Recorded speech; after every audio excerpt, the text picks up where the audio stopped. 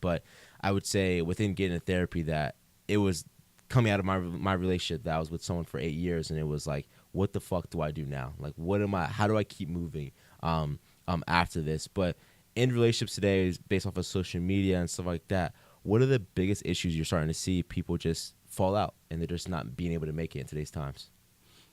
In terms of Relationships, yeah. expectations. Social media has like had the greatest impact on it. Oh, that's true. I mean, you see, and what you said about red pill, blue pill, all that stuff is so true. You're watching these people online talk about what it means to be a man, what a real man in a relationship looks like, that you got to be wealthy, powerful, and respected in order to get a woman and keep a woman, and the woman that you are with needs to be submissive. She needs to know that you can leave at any point in time. And so you go into relationships with that way of thinking that you're going to have a happy relationship. Yeah, no. And the same thing for women. They're being told that you need to be treated like queens. You need to be co-equal, and you're both bosses, you're power couples, and if he doesn't really respect the power that you have and listen to you, then he's not right for you, he's not a real man. All these different ideologies are clashing with each other. So nobody knows now, like, your relationship is a very individual personal thing. Sure. It needs to be formatted in a way that's based on your personality and her personality. And then you come together and you live life together. It's not like that anymore. Yeah. Relationships are just ideals clashing. Yeah. And it does become the sense of, like, those expectations put a lot onto a relationship, man. Like, because no matter what, like, let's just say you have an expectation, you never outwardly say, this is my expectation of you. When someone doesn't meet that expectation, now you feel some type of way. Now you're like, oh, you're not worth it to me. But you never have even, it's bad to even put expectations on people, but to not even say it out loud is another thing that we're dealing with, right? And I feel that social media has allowed people to get in the sense of, like, I always say, like, live within your means. Like, let's be realistic here. Like, looks wise, as well as, like, you as a person, as well as put positive, like to me, I could just be like, I want a 5'10" model with a big ass that, like, it's just, I'm putting these outlandish expectations out there for a woman. And I would say for me, for a woman out there, and I may miss what is a possibility of someone to come across because I've had this expectation of, this is the woman I need, it's the woman I want, and I'm not going to take nothing less for it. I don't mind you having what is that called, criterias. I don't mind you having criterias, but putting these expectations out there on your relationship when you're already in the relationship, but as well as expectations of, like, no, this man has to do this, and the third. But it's funny when we were talking about, like, now me being outside again, it's just like, it sucks. Like, I hate being out. Like, I don't wish it on anyone to be single in today's times. It sucks. And I found that, like, there's no winning for a man. Like, you can't win in today's times, and you just have to find the right woman that can allow you to win within your relationship. Because something as small as, like, before it was, like, okay for a man to go open your door and buy you flowers. Now you do that. You buy flowers, you open the door, you're sweet, you're kind. You're met with two things. You're met with, you're just love bombing me right now, and you have to ride on that discourse, or you're a simp. Like, you're simping, you're buying me flowers. Oh, hell no, you'll be in the group chat in a second. They'll take a picture of you and be like, yo, he bought me flowers. What's up with this man? It's like, nah, yo, he's actually a good guy, but social media has taught you that, like, this is a simp. Like, so how do we, as men, what should we be doing in today's times to be, like, the best man as well as the best man in a relationship as well? What expectations, let me start from here. What person or what woman are you with that allows you to just be you?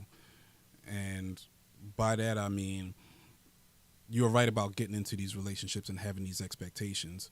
We have these expectations of women, and it needs to look this way, she needs to act this way.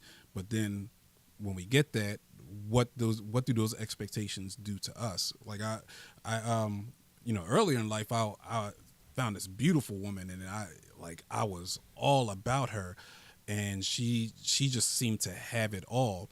I created these expectations based on her behavior towards me that, all right, I needed to always make sure I had money. I needed to be really tough because guys are always looking at her, so I need to show that I'm aggressive and ready to fight at all times. like I would just do is the very definition of simping. Yeah. And I realized the more that I would try to be myself, the more I felt detached from her, and like she just wasn't feeling it. So I started molding myself into the image that I believe that she wanted. It wasn't until I noticed that this relationship is killing me that I started to pull back and started to become the person that I was supposed to be, care about the things that I wanted to care about. And the more that I got detached from her and stronger in myself, the more she started to try to get reattached to me, because she started seeing me in a different light, almost like now seeing me as a man. And by the time I got to the point where I was like, I know what I want, I knew it wasn't her. So I was able to move off of that and then find the woman that allows me to still be me, allows me to care about opening a door for her without judgment. Being without judgment is just man, that's What do you mean by that? like she doesn't look at it as, she doesn't have definitions for what it means to be a man. I don't have to fall into that. If I open a door for her, it's because I'm a courteous type of person. You know what I mean? If I don't fill her car up with gas, it doesn't make you a man or not to fill up a car with gas, because I gave you a debit card. So if you need gas, go to the gas station and fill it up yourself. Like there's no expectations or requirements of this is what it looks like to be a man or a woman. You just exist based off of your personalities. There's nothing I hate more is than when a woman starts to say this is what a man should be, because it's like, how could you tell me what a man should be? Now you could say what I believe a good man should be to me because of what I want, but to be like, this is what a man is, this is what a man is, like I would say in the past, I got that like I wasn't a manly man. Like I don't do things with my hands. Like I went to school for a reason. Like I want to make enough money to where I could pay someone else to do that work. Like does that make him more of a man than me? And should I have to deal with you saying those words to me of like, oh, you can't do nothing, you can't fix nothing in the house? It's like, fuck you, bro. Like, and where's she getting that from? Yeah, is that who her dad was, or was that missing in her life? And throughout her life, she started determining the things that she was missing is the things that every man should now have. Like so it could be coming from the most faulty place in the world. That's why you should never listen to it. Yeah. And I think the same goes vice versa. Like, I should never tell a woman how to be a woman. I should, in my eyes, like I can say, like, I want my woman to be respectful when she's out in public. I have no problem with that. But I can't tell you how to be a woman. I can't tell you as a woman how to raise a child. Like, I can only say like what's good as a human being. This is good and this is bad. Be a good person. But as a woman, you know womanhood. You know what's best between your community to do best for women. But I just feel like as a man, like you just can't win. In no aspect can you win today. Like, I mean, you get called of course in my family you always will have like me being a light-skinned guy with long hair and like something like that, which is like, you're gay, bro. The stuff you do is gay, right? But then you deal with that as well of like you're sus, or like it's an ick. Like you deal with that a lot of like, yo, you smoke hookah, that's an ick, that's sus that you smoke hookah, that's gay, that's fruity as hell. Or like certain things you do, you're like, what can I do as a man just to be myself? And I think that we've kind of put ourselves into categories to fit the mold of what we think that woman needs from us. Instead of just, like you said, being true to ourselves of like, if you like me for me, I appreciate that. Let's figure this thing out. But if you don't like me for me, then we can't do this, because I'm not going to fit the mold you need and what you think a man should be. So I think that relationships in today's times are in such trouble. But the word of the year, I would say, is narcissism. You're a narcissist. They don't even know what the heck the word means. No one knows. In my opinion, I didn't know what it meant until you came in and did a speaking at the school as well of like, he's a narcissist or they're a narcissist. So I know you said that there's a list, and then I feel like you're 5 or whatever of these 9. So can you break down what an actual narcissist is? Yeah, so everybody's using the term narcissist. And most of the time they're using it now if they feel like somebody's arrogant and they feel like somebody is gaslighting them. Typically, that's when common people say they come across a person that's a narcissist. In reality, there is a set of 9 different points of a person 9 different personality traits that makes a person qualified to have narcissistic personality disorder, which is a lack of empathy, grandiosity, which is this belief that they are more than who they really are, believing that they're greater than who they really are, being envious of others and believing that others are envious of them. Arrogance is also, or haughty, we call it haughty behaviors. That's another part of it. Is interpersonally manipulative. So everything that they do is for their own gain. Even when they seem like they're doing something nice for you, if it always boils down to how it actually benefits them, that's being like interpersonally manipulative. So you have those different traits, and there's a total of 9 of them. If you have 5 of those traits on a continual basis, and what I mean is continue, like these are the things that's baked into your personality. You're constantly like this.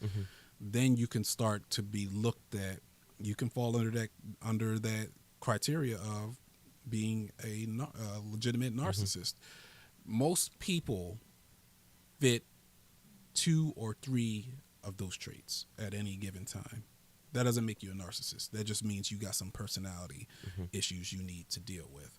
But because we don't know the true scope, people that have dealt with narcissists before, or people with narcissistic personality disorder, they know when they come across another narcissist. It is very, very much defined. Most people have not. So if you got 5 different criteria points and the person is consistently like this, and the tools that narcissist uses is the gaslighting and the love bombing, meaning when you first meet them, they make you feel like you're the only person in their life, you're the best person in the world, you're put on a pedestal, and then you start to notice that you try to keep that perspective that they have of you, of being on this this high pedestal. And because of that, when they say that you disappointed them, or they're starting to look at you different, you get panicked and you're like, oh no, they don't love me the same anymore. And you start, acting a certain way because of that, trying to keep their love. Then that's a good indication that you've been love bombed, because now you're trying to keep this unrealistic expectation of what it means to, be a partner with them. And then the gaslighting is like, all the different I hate things. that so much. I hate that word too. Like, you're gaslighting me. Yeah. And now if somebody is always causing you to question the reality that you're in, that's gaslighting. But if they're using it to fit their own particular narrative at this moment, that might not necessarily be gaslighting. Gaslighting is incredibly powerful for those people that have encountered it, because it makes you question the foundations of who you are as a like you person. said, like your reality, like for a lot of people out there, simply put, is like when you're in a relationship or anything, you may be like, I know I'm not crazy. You're always saying to yourself, I know I'm not bugging, I know I'm not crazy, but you're always wrong. And you're like, I'm living in this world, like there's no way I'm wrong or I'm crazy every single time. And now you're asking everybody, you're calling everybody, and you're running the scenario by them like, yo, I'm not bugging them, like that's what starts to happen. And that's how you know you've been really gaslit. So is it possible that a person may have not been a narcissist before a relationship, but they get into a relationship now and they become one? Like, is that something that you see sometimes, that like in a relationship they become a narcissist and they're able to break away from it, or they just now have become a narcissist and they carry that throughout their day to day, and they carry that within every relationship that they may move on to? I think most people become narcissists based off their family system. So it really comes from being raised in dysfunctional family systems. So alcoholic father, abusive, traumatized mother, things like that. Being raised in dysfunctional families really breeds personality disorders. What you see with people that you may not have thought that they were a narcissist when they were in a relationship, but later on down the line, you feel like they become them. A lot of times they've become victims of narcissistic abuse, meaning like, because of this relationship, if they were in a relationship with a narcissist, what they've encountered, people with narcissistic abuse tend to look like narcissists because they've learned to emulate certain behaviors to get what they want. So they learn to emulate the manipulation so that way they can feel loved again. They start to take on the negative characteristics to help them cope with everything that they've been through. So if you have a person that was completely normal when they first started a relationship, and later on down the line, like now they're really manipulative and things like that. That's a good sign that they were in a really bad relationship, and it's caused them to skew the way that they approach life and their perspective on things. Yeah.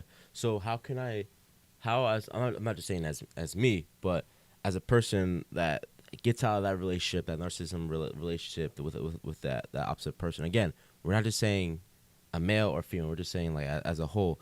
I get out of that relationship. What is best for me now going forward? If I'm a survivor of being with someone who's a narcissist, what is best going forward now? Do I take it slow? Do I now look to jump in a relationship? Do I kind of deal with discovering the wrongs and faults of that person I was in a relationship? Like, how do I move forward now?